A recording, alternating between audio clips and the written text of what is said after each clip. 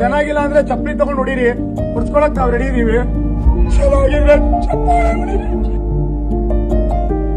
ದೊಡ್ಡ ಮನುಷ್ಯ ಸಿನಿಮಾ ಜನಗಳಿಂದ ದೂರ ಆಗಿ ಜನಗಳಿಂದ ಸೋಲೋದಕ್ಕೆ ಕಾರಣ ಕಂಪ್ಲೀಟ್ಲಿ ಒಬ್ಬ ಡಿಸ್ಟ್ರಿಬ್ಯೂಟರ್ ಪ್ರಶಾಂತ್ ಬಾಗೂರ್. ಒಬ್ಬ ಡಿಸ್ಟ್ರಿಬ್ಯೂಟರ್ ಮೋಸ ಮಾಡಿ ಸಿನಿಮಾ ಸೋಲಿಸ್ತಾ ಇದಾರೆ. ದಯವಿಟ್ಟು ಅವ್ರು ಯಾವಾಗ ಥಿಯೇಟ್ರಲ್ಲಿ ಕಣ್ಣೀರು ಹಾಕ್ಬಿಟ್ಟು ಅದನ್ನು ವಿಡಿಯೋ ಮಾಡಿ ಎಲ್ಲ ಕಡೆ ಶೇರ್ ಮಾಡಿದ್ರು. ಸೊ ಅಲ್ಲಿಂದ ಸ್ಟಾರ್ಟ್ ಆಗಿದ್ದು. ಸೊ ಆ ಟೈಮಿಗೆ ನನಗೆ ತುಂಬ ಆಶ್ಚರ್ಯ ಆಗಿತ್ತು. ಡಿಸ್ಟ್ರಿಬ್ಯೂಟ್ರು ಒಂದು ಸಿನಿಮಾನ ಹಾಳು ಮಾಡೋಕ್ಕಾಗಲ್ಲ. ಶುಕ್ರವಾರ 19ಕ್ಕೆ ರಿಲೀಸು ಅಂತ ಹೇಳಿದ್ರೆ ಗುರುವಾರ 18ನೇ ತಾರೀಕು ಮಧ್ಯರಾತ್ರಿ 12:30 ಕಾಲ್ ಮಾಡಿ ಇಷ್ಟೇ ಆಗೋದು ನಮ್ಮ ಕೈಲಿ ಅಂತೇಳಿ ಕಾಲ್ ಕಟ್ ಮಾಡಿ ಮತ್ತೆ ಅವರು ನಮಗೆ ಸಿಗೋದೇ ಚೇಂಬರ್ಗೆ ಬಂದಾಗ, ಅಲ್ಲಿವರೆಗೂ ನಮ್ಮ ಕೈಗೆ ಸಿಗೋದಿಲ್ಲ. ಜನಗಳು ಬರಲಿಲ್ಲ ಸರ್ ಸಿನಿಮಾಗೆ. ಆ ಹತಾಶೆನ ಎಲ್ಲಿ ನಂದು ಈಗ ಸಾಲಗಳಿದಾವೆ ಹೆಂಗೆ ತೀರ್ಸೋದು ಏನೋ ಆ ಹತಾಶೆನ ಅವರು ನನ್ನ ಹೆಸರು ಇಳ್ಕೊಂಡು ಅವ್ರು ನನ್ನ ಮೇಲೆ ಹಾಕೋಂತ ಇದು ಮಾಡಿದ್ದಾರೆ. ಅದು ತಪ್ಪು ಅಂತ ನಾನು ಹೇಳ್ತೀನಿ. ಕಟ್ಟಂತ ಕನಸು ಅಷ್ಟೂ ಒಂದೇ ಸಲ ತೊಗೊಂಬಂದು ಈ ಅಪ್ಪ ಬೆಂಕಿ ಇಟ್ಬಿಟ್ಟದು.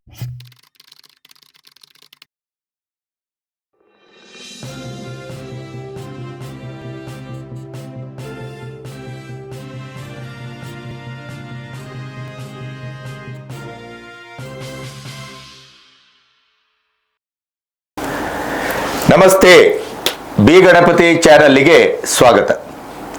ಇತ್ತೀಚೆಗೆ ನನ್ನ ಚಾನಲ್ನಲ್ಲಿ ಶರತ್ ಕೃಷ್ಣ ಅನ್ನುವ ನಿರ್ದೇಶಕ ಮತ್ತು ಹೀರೋ ದೊಡ್ಡ ಮನಸ ಅನ್ನುವಂಥ ಒಂದು ಸಿನಿಮಾವನ್ನು ಮಾಡಿದರು.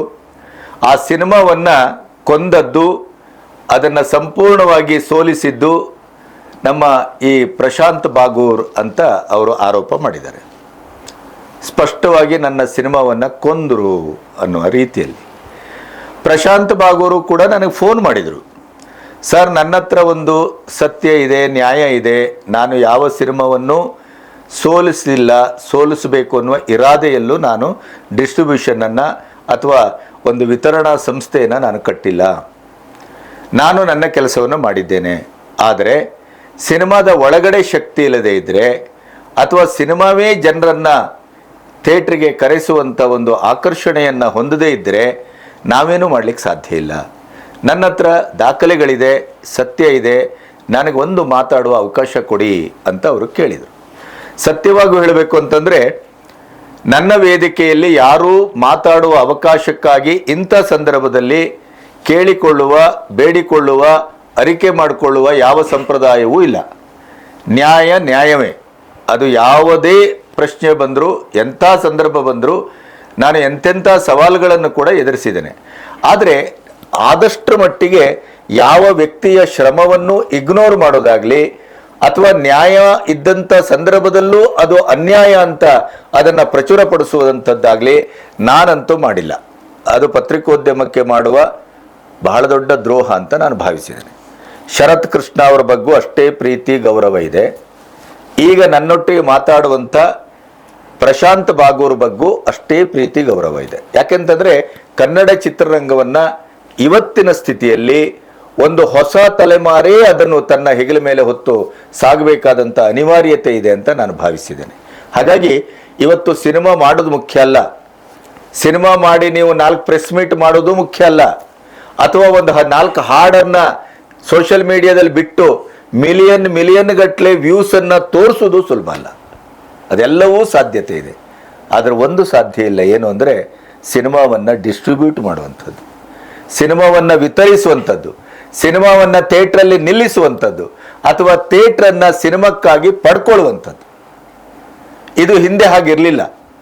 ಸಿನಿಮಾ ಮಾಡಿದ್ರು ಅಂತಾದರೆ ಇನ್ನು ಅದು ಎಲ್ಲ ಮುಗೀತು, ನಾವು ಗೆದ್ದೆವು ಅನ್ನುವ ಕಾಲದಲ್ಲಿದ್ದೆವು. ಇವತ್ತು ಅದಿಲ್ಲ.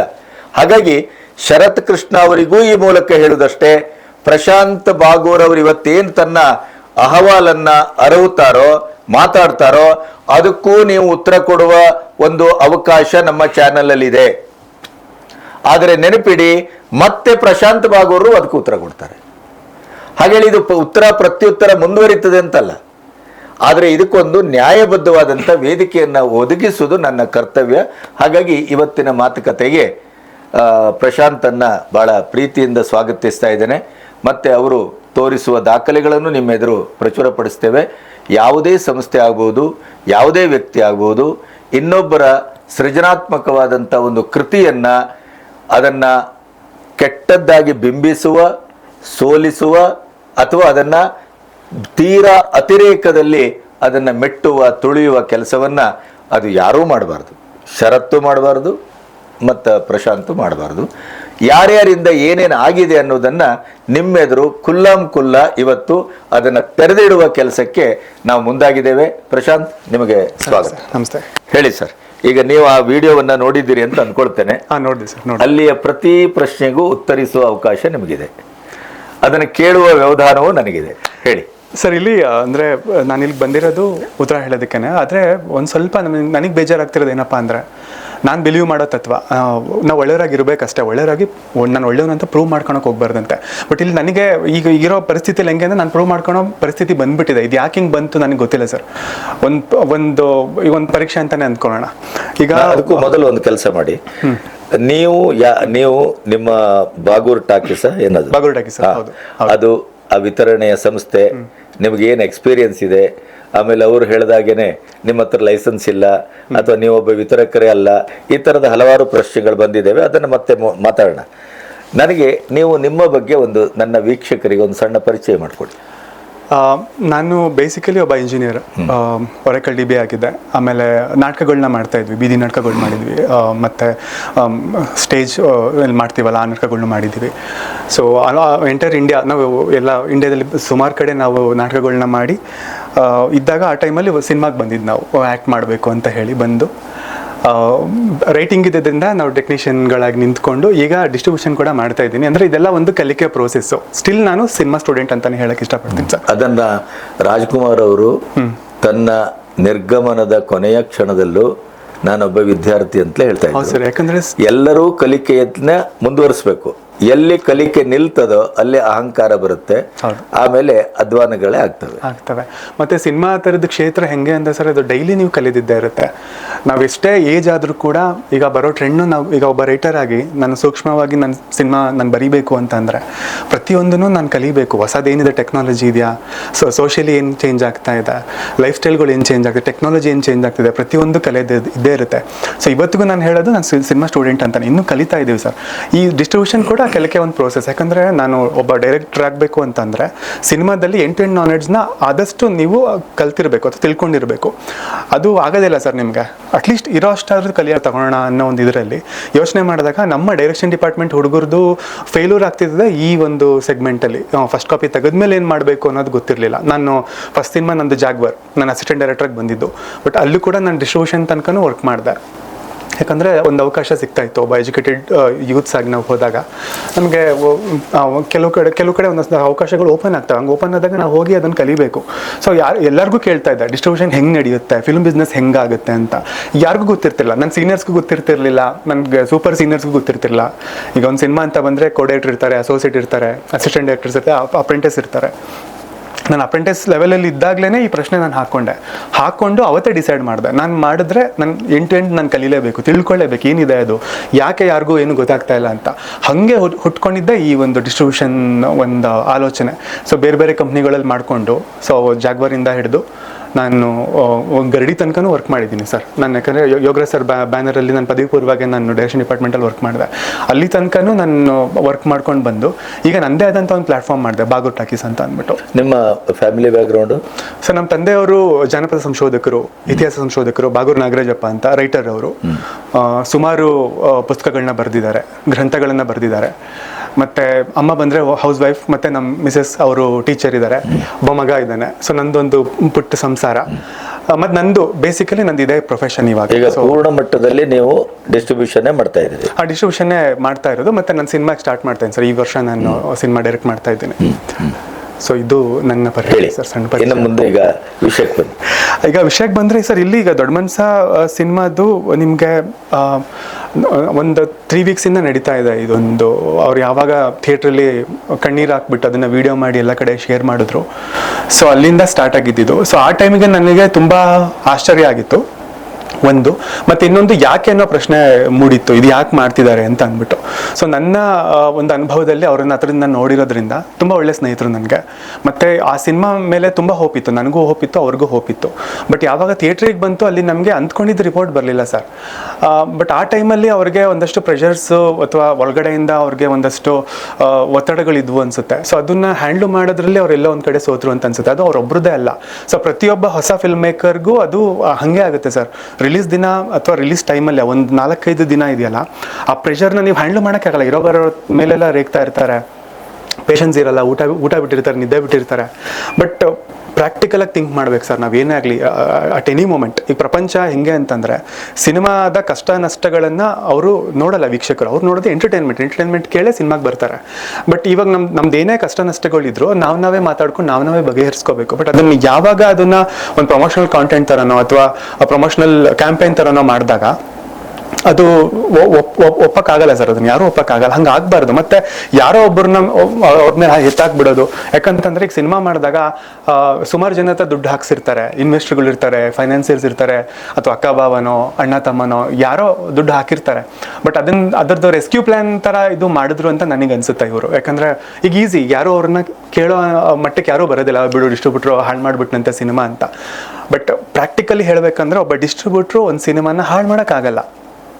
ಏನಕ್ಕೆ ಅಂತಂದರೆ ಸರ್, ಇವಾಗ ಮೊದಲೆಲ್ಲ ಹೆಂಗೆ ಅಂತಂದರೆ ಡಿಸ್ಟ್ರಿಬ್ಯೂಷನ್ ಹೆಂಗೆ ನಡೀತಾ ಇತ್ತು ಅಂತಂದರೆ ಡಿಸ್ಟ್ರಿಬ್ಯೂಟರ್ ಅದನ್ನು ರಿಸ್ಕ್ ತೊಗೊಳ್ತಾ ಇದ್ದ. ಸಿನಿಮಾನ ನೋಡಿ ಆ ಸಿನಿಮಾ ಸ್ಟಾರ್ ಕಾಸ್ಟ್ ಏನಿದೆ, ಮಾರ್ಕೆಟ್ ವ್ಯಾಲ್ಯೂ ಏನಿದೆ, ಅದಕ್ಕೊಂದು ಪ್ರೈಸ್ ಅಂತ ಇರ್ತಿತ್ತು. ಸೊ ಅದನ್ನು ಅವರು ಕೊಟ್ಟು ತೊಗೊಂಡು ಸಿನಿಮಾನ ಅದನ್ನು ಮಾರ್ಕೆಟ್ ಮಾಡಿ ಬಿಸ್ನೆಸ್ ಮಾಡಿ ಅವ್ರ ದುಡ್ಡನ್ನ ತೊಗೊಂಡು ಮಿಕ್ಕಿ ದುಡ್ಡನ್ನ ಪ್ರೊಡ್ಯೂಸರ್ ಕೊಡೋರು. ಒಂದು ತೀರಾ ರಿಸ್ಕಿ ಜಾಬ್ ಆಗಿತ್ತು ಡಿಸ್ಟ್ರಿಬ್ಯೂಷನ್. ಯಾವಾಗ ಸಿನಿಮಾ ಕಲೆಕ್ಷನ್ಗಳು ಕಡಿಮೆ ಆದವು ಮತ್ತು ತುಂಬ ಸಿನಿಮಾಗಳು ಪ್ರೊಡಕ್ಷನ್ಗಳು ಸ್ಟಾರ್ಟ್ ಆದವು ಸರ್, ಯಾವಾಗ ಈ ಡಿಜಿಟಲೀಕರಣ ಆಯಿತು, ಸೊ ಟೆಕ್ನಾಲಜಿ ಈಸಿ ಆಯಿತು, ಸೊ ಎಲ್ಲರೂ ಸಿನಿಮಾ ಮಾಡೋಕ್ಕೆ ಹತ್ಕೊಂಡ್ರು. ಸೊ ಓವರ್ ಪ್ರೊಡಕ್ಷನ್ ಆಗೋಯ್ತು, ಜನಗಳು ಸಿನಿಮಾ ನೋಡೋದು ಕಡಿಮೆ ಆಯಿತು.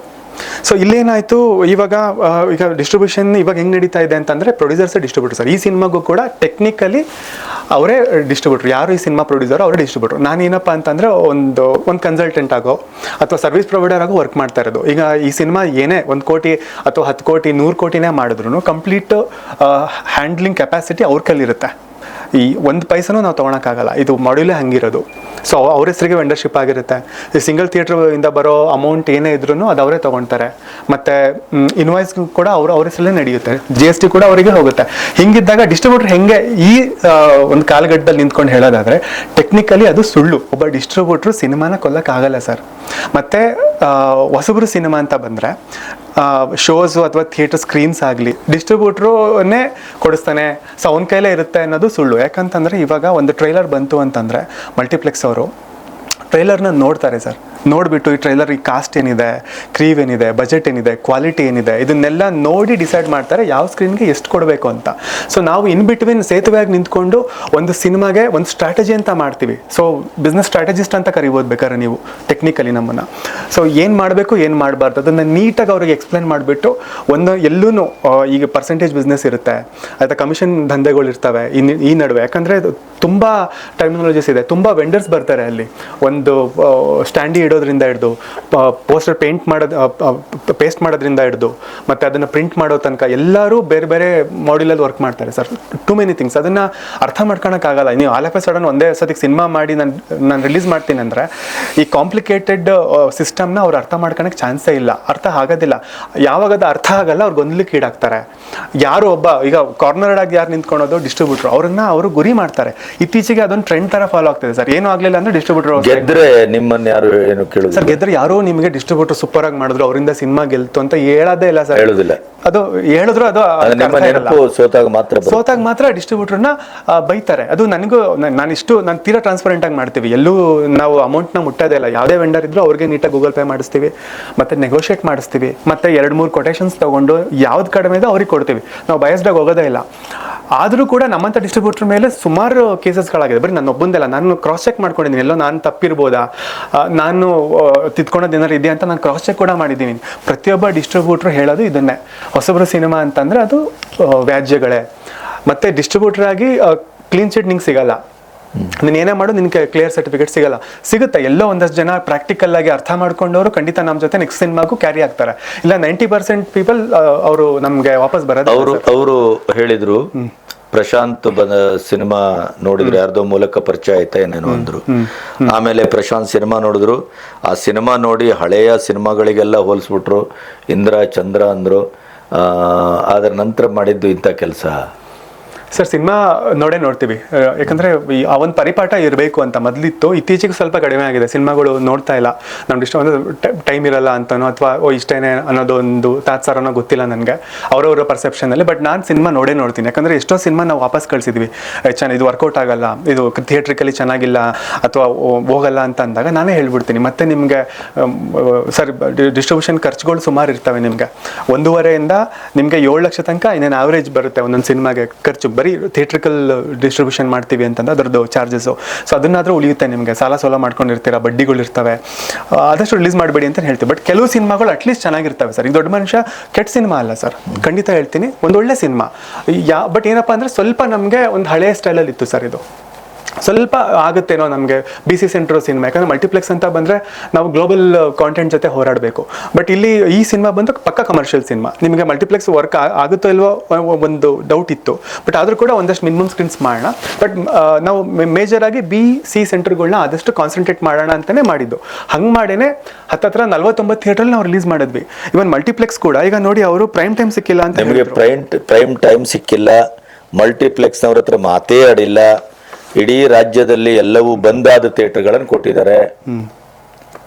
ಯಾವುದೇ ರೀತಿಯಲ್ಲೂ ಥಿಯೇಟರ್ಗಳಿಗೆ ನೀವು ಸಹಕಾರ ಮಾಡಿಲ್ಲ ಅಂತ ಹೇಳ್ತಾರೆ ಸರ್. ಅವರು ನಾನು ನೋಡಿದ್ದೀನಿ ಹತ್ತಿರ ಒಂದು 10-12 ಪಾಯಿಂಟ್ ನಾನು ಮಾಡ್ಕೊಂಡಿದ್ದೆ ನಾನು ಲಾಸ್ಟ್ ಇಂಟರ್ವ್ಯೂ ನೋಡಿ. ಸರ್ ಇಷ್ಟೂ ಸುಳ್ಳು ಸರ್ ಅದು. ಅಂದ್ರೆ ನನಗೆ ಒಂದೊಂದು ಪಾಯಿಂಟ್ ಅನ್ನು ಎತ್ತುಕೊಂಡು ಅದಕ್ಕೆ ನಿಮ್ಮ ಶ್ರಮ ಏನು, ನಿಮ್ಮ ಹತ್ರ ಏನು ದಾಖಲೆ ಇದೆ ಸರ್. ಈಗ ನೋಡಿ, ಈಗ ಪ್ರೈಮ್ ಟೈಮ್ ಅಂತ ಬಂದ್ರೆ ನಮ್ಗೆ ಅಂದರೆ ಈಗ ಹೊಸ ಫಿಲ್ಮ್ ಮೇಕರ್ಸ್ಗೆ ಈವ್ನಿಂಗ್ ಟೈಮೇ ಬೇಕು ಅಂತ ಹೇಳ್ತಾರೆ. ಬಟ್ ನಾನು ಹೇಳೋದೇನಪ್ಪ ಅಂದರೆ ಪ್ರೈಮ್ ಟೈಮ್ ಸ್ಟಾರ್ಟ್ ಆಗೋದು ನಿಮಗೆ ಒಂದು 12:30 1 ಗಂಟೆಯಿಂದ ಸ್ಟಾರ್ಟ್ ಆಗುತ್ತೆ. ಯಾಕಂತಂದರೆ ಈಗ ನಿಮಗೆ ಎಲ್ಲ ಸಿನಿಮಾನು ಸಂಜೆ ತೋರಿಸೋಂಥ ಸಿನಿಮಾ ಆಗಿರಲ್ಲ. ಯಾಕಂದರೆ ಕಾಲೇಜ್ ಯೂತ್ನ ಗುರಿಯಾಗಿ ಇಟ್ಕೊಂಡು ಮಾಡಿರೋಂಥ ಸಿನಿಮಾಗಳಿಗೆ ನಿಮಗೆ ಮಧ್ಯಾಹ್ನದ ಟೈಮೇ ನಿಮಗೆ ಪ್ರೈಮ್ ಟೈಮು 1:30 4 ಗಂಟೆ ತನಕ ಏನಿದೆ ಪ್ರೈಮ್ ಟೈಮ್. ಕಾಲೇಜ್ ಮುಗಿಸ್ಕೊಂಡು ಸಿನಿಮಾ ನೋಡೋ ಸ್ಪೆಕ್ಟೇಟರ್ಸ್ ಬಂದ್ಬಿಟ್ಟು ಕಾಲೇಜ್ ಮುಗಿಸ್ಕೊಂಡು ಬಂದು ಸಿನಿಮಾ ನೋಡ್ತಾರೆ. ಅದು ಕಾಲೇಜ್ ಸೆಗ್ಮೆಂಟಲ್ಲಿ ಇರೋರಿಗೆ ಅದು ಪ್ರೈಮ್ ಟೈಮು. ಈಗ ಫ್ಯಾಮಿಲಿ ಸೆಗ್ಮೆಂಟ್ ಇರೋರಿಗೆ ನಿಮಗೆ 4 ಗಂಟೆಯಿಂದ 7 ಗಂಟೆ ಅಥವಾ 8ರಿಂದ 8 ಗಂಟೆ ತನಕ ಅಂದ್ಕೊಳ್ಳೋಣ. 8 ಗಂಟೆ ಮೇಲೆ ಬಂದು ಈ ಹಾರರು, ಥ್ರಿಲ್ಲರು ಈ ಥರ ಸಿನಿಮಾಗಳಿಗೆ ಅದು ಪ್ರೈಮ್ ಟೈಮ್ ಆಗುತ್ತೆ. ಬಟ್ ಈ ಸಿನಿಮಾ ಹೆಂಗೆ ಅಂತಂದರೆ ಇದು ಯೂತ್ಫುಲ್ ಸಿನಿಮಾ ಸರ್. ಇದು ಈವನ್ ಫ್ಯಾಮಿಲಿಗೆ ಆದರೂ ಕೂಡ ಈಗ ಒಂದಷ್ಟು ಆ್ಯಕ್ಷನ್ ಸೀಕ್ವೆನ್ಸ್ ಇರೋದ್ರಿಂದ ಇದು ಯೂತ್ಫುಲ್ ಸಿನಿಮಾ. ಅದಕ್ಕೆ ನಾವೇನು ಪ್ಲ್ಯಾನ್ ಮಾಡಿದ್ವಿ ಸರ್, ಬೆಳಿಗ್ಗೆ 11 ಗಂಟೆಯಿಂದ ಸರ್ ಸಂಜೆ 7 ಗಂಟೆ ತನಕ ಎಲ್ಲ ಟೈಮು ಕೊಟ್ಟಿದ್ದಾರೆ ಮಲ್ಟಿಪ್ಲೆಕ್ಸ್ ಕೂಡ. ಯಾಕಂದರೆ ಇದು ಪ್ಯೂರ್ ಸ್ಟ್ರಾಟಜಿ. ನಾವು ಮಲ್ಟಿಪ್ಲೆಕ್ಸ್ ಅವ್ರಿಗೆ ಮಾತಾಡದೆ ಅವರಿಗೆ ನಾವು ತೊಗೊಳಕ್ಕಾಗೋದಿಲ್ಲ. ಅವ್ರು ಯಾವ ವ್ಯಕ್ತಿಗೆ ಇವರು ಅಪ್ರೋಚೇ ಮಾಡಿಲ್ಲ ಅಂತ ಹೇಳಿದ್ರು ಸರ್, ಅವ್ರು ಕೊಟ್ಟರೆ ಅವ್ರು ಕಳಿಸಿರೋ ಮೇಲ್ ಕೂಡ ಇದೆ ನನ್ನ ಹತ್ರ. ಮೇಲ್ ಕಳಿಸ್ದೇ ಸಿನಿಮಾ ನೀವು ರಿಲೀಸ್ ಮಾಡೋಕ್ಕಾಗೋದೇ ಇಲ್ಲ. ಮತ್ತು ಅವರಿಂದ ನಮಗೆ ಅಫಿಷಿಯಲಿ ನಮಗೆ DCRಸ್ಗಳು ಬರ್ತವೆ, ಮೇಲ್ಸ್ಗಳು ಬರ್ತವೆ, ಯಾವ್ಯಾವ ಟೈಮಿಗೆ ನಾವು ಯಾವ್ಯಾವ ಆಡಿಟೋರಿಯಂನ ನಾವು ನಿಮಗೆ ಅಲಾಟ್ ಮಾಡಿದ್ದೀವಿ ಅದಕ್ಕೆ ಸಾಕ್ಷಿನೇ ಇಲ್ಲಿದೆ ಸರ್. ಒಟ್ಟು 49 ಥಿಯೇಟ್ರಲ್ಲಿ ನಾವು ರಿಲೀಸ್ ಮಾಡಿದ್ವಿ ಸಿನಿಮಾನ. ಆಯಿತಾ, ಈಗ ನಿಮಗೆ ಸಿಂಗಲ್ ಥಿಯೇಟ್ರು ಹತ್ತಿರ ನಾವು 30 ಸಿಂಗಲ್ ಥಿಯೇಟ್ರ್ ಮಾಡಿದ್ದೀವಿ, 30ರಿಂದ 31. ಅದರಲ್ಲಿ ಟೆಕ್ನಿಕಲ್ ಶೋ ಆಗಿ ಒಂದು ಇದಾಯಿತು. ಇನ್ನೊಂದು ಥಿಯೇಟ್ರ್ ಏನೋ ಅವ್ರಿಗೆ ಇಷ್ಟ ಇಲ್ಲ ಅಂತಂದ್ಬಿಟ್ಟು ಕೊನೆ ಮೊಮೆಂಟಲ್ಲಿ ಕ್ಯಾನ್ಸಲ್ ಮಾಡಿದ್ರು. ಇದಾಗುತ್ತೆ, ಯಾಕಂದರೆ ಸಿಂಗಲ್ ಥಿಯೇಟ್ರನ್ನ ನಾವು ಬಾಡಿಗೆ ಇಲ್ದೇ ಮಾಡಿರ್ತೀವಿ.